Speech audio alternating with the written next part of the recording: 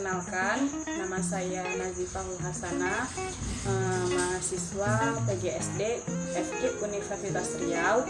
Di sini saya ingin mempresentasikan materi mengenai karya ilmiah, yang mana materi tersebut akan saya buat melalui video berikut ini. Selamat menonton. Karya ilmiah. Nah, yang pertama kita masuk ke pengertian karya ilmiah, yang mana karya ilmiah ini atau yang dalam bahasa Inggrisnya scientific paper merupakan laporan tertulis yang memaparkan hasil penelitian atau pengkajian yang telah dilakukan oleh seseorang atau sebuah tim dengan memenuhi kaidah dan etika keilmuan yang dikukuhkan dan ditaati oleh masyarakat keilmuan.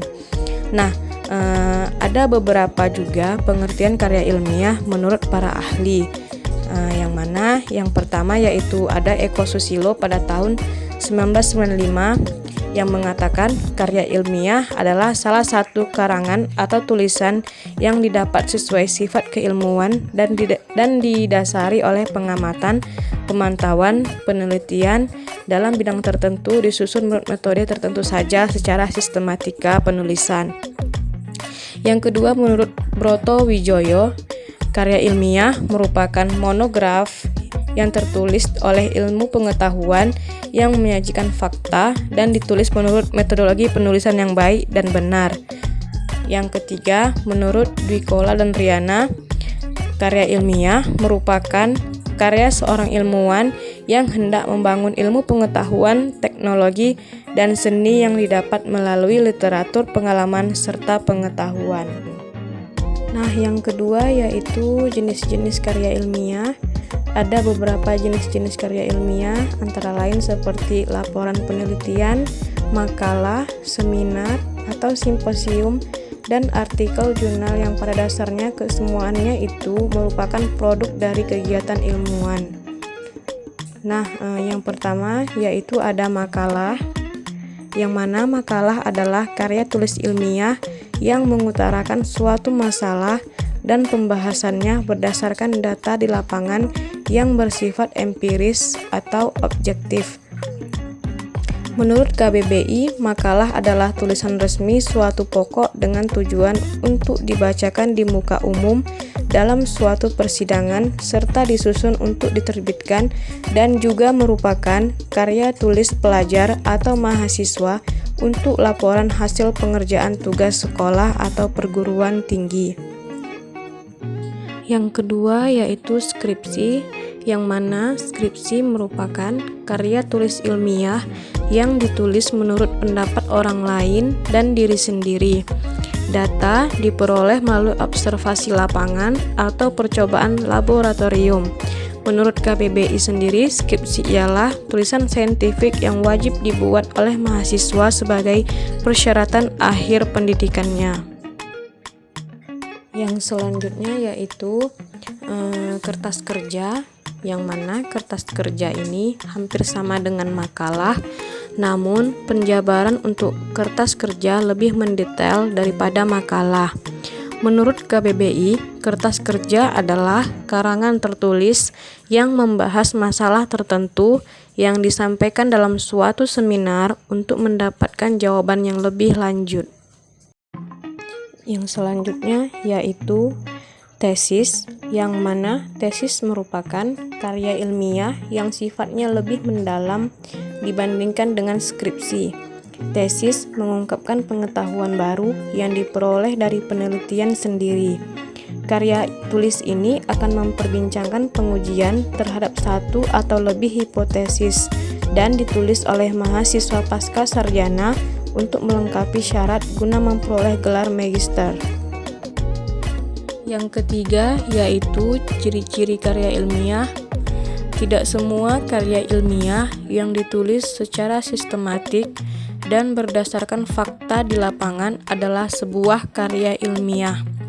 Sebab karya ilmiah mempunyai ciri-ciri tertentu, yaitu objektif, netral, sistematis, logis, menyajikan fakta, bukan emosi atau perasaan, tidak pleonastik, dan bahasa yang digunakan adalah bahasa yang ragam formal, yang mana ciri dari objektif itu merupakan menampakkan pada setiap fakta dan data yang diungkapkan berdasarkan kenyataan yang sebenarnya, tidak dimanipulasi. Juga setiap pernyataan atau kesimpulan yang disampaikan berdasarkan bukti-bukti yang bisa dipertanggungjawabkan.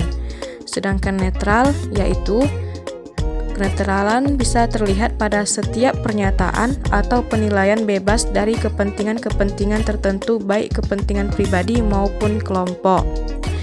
Kemudian sistematis, uraian yang terdapat pada karya ilmiah dikatakan sistematis apabila mengikuti pola pengembangan tertentu, misalnya pola urutan klarifikasi, kuasalitas, dan sebagainya. Dengan demikian, pembaca akan bisa mengikuti dengan mudah alur uraiannya.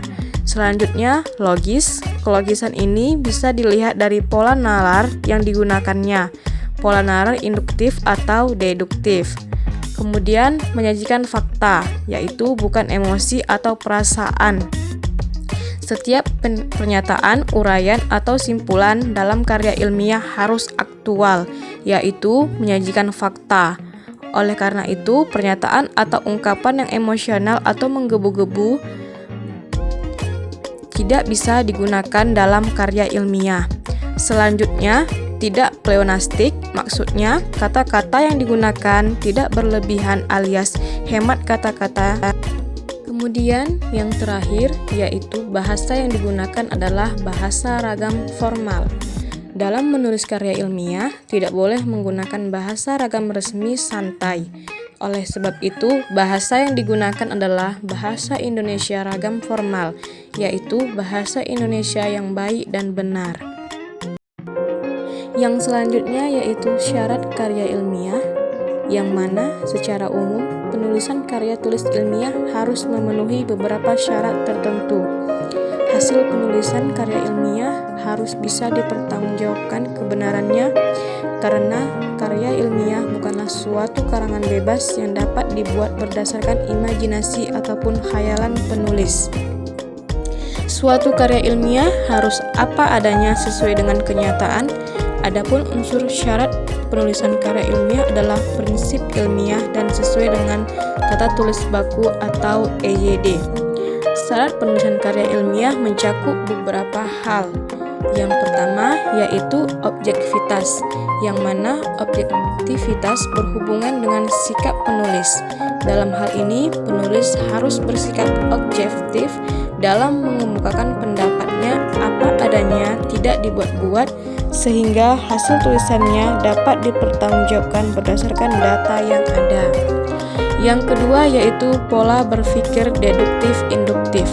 Dalam mengemukakan atau menarik kesimpulan, penulis harus menggunakan pola berpikir yang logis, runtut, dan sesuai dengan nalar. Ada dua pola berpikir logis yaitu deduktif dan induktif. Pola berpikir deduktif bertolak dari teori atau hal yang umum untuk menarik kesimpulan yang khusus. Sedangkan pola berpikir induktif yaitu cara berpikir atau menarik kesimpulan dari data-data khusus kepada fakta umum atau kalimat utamanya berupa kalimat yang bersifat umum. Yang selanjutnya yaitu sistematika. Karya tulis ilmiah harus disusun secara sistematika, artinya menuruti alur pemahaman yang runtut dari permasalahan sampai pada kesimpulan. Tata tulis baku berhubungan dengan sistematika penulisan karya tulis ilmiah. Biasanya masing-masing lembaga mempunyai peraturan tata tulis yang berbeda-beda. Yang selanjutnya yaitu yang terakhir fungsi karya ilmiah, yang mana karya ilmiah juga memiliki fungsi yang perlu diketahui secara umum. Fungsi karya ilmiah dibedakan menjadi 3, yaitu fungsi pendidikan, fungsi untuk penelitian, fungsi fungsional. Yang mana fungsi untuk pendidikan, fungsi pertama yaitu untuk pendidikan, di mana dengan menulis karya ilmiah akan memberikan pengalaman dan pelajaran yang berharga bagi penulisnya. karena penulis akan mampu berpikir, menulis, dan mempertanggungjawabkan hasil dari penelitiannya. Di perguruan tinggi, khususnya jenjang sarjana, mahasiswa dilatih untuk menghasilkan karya ilmiah seperti makalah, laporan praktikum, dan skripsi sebagai tugas akhir. Yang kedua, fungsi untuk penelitian, yang mana karya ilmiah yang ditulis berguna untuk mengembangkan ilmu pengetahuan dan berguna juga bagi seorang peneliti untuk mempraktikkan prosedur ilmiahnya. Karya tulis ini sangat membantu seorang peneliti untuk mendapatkan data yang akurat serta rinci dari objek penelitiannya. Kemudian yang terakhir yaitu fungsi fungsional. Sebagai fungsi fungsional, fungsi ini maksudnya karya tulis ilmiah dapat berguna sebagai alat untuk mengembangkan pengetahuan, sebagai bahan pustaka, dan untuk kepentingan disiplin ilmu tertentu.